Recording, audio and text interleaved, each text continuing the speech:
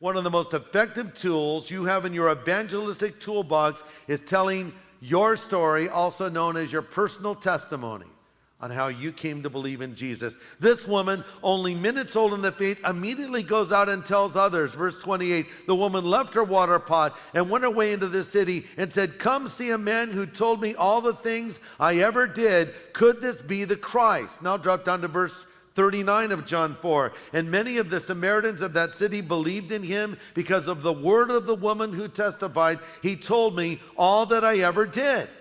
The power of a changed life. Use your story. Why? Because it's a way to preach to a person without preaching at a person.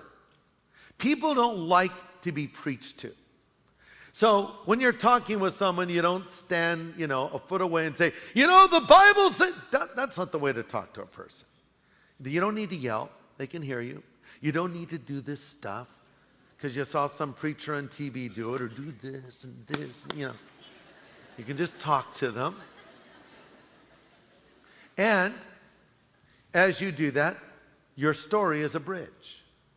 See, because if you say, let me say, here's what the Bible says. Now, there's a place for that. I'll get to that in a moment. But before you get to that, say, let me tell you my story.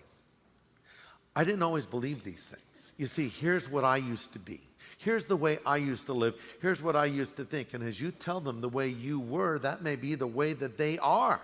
Now they relate to you in a different way. Oh, you didn't just come out this way? You weren't born this way? Oh, no, I wasn't this way at all. I was the last person you would ever expect to see in a church. But here's what I heard, and this is what how it changed my life. And you see, they can't argue with your story. They can argue with your sermon. They can't argue with what God has done for you. So you use that story to build the bridge. But here's the thing to remember. Your story is merely a bridge to tell his story. It's not about you. It's about him.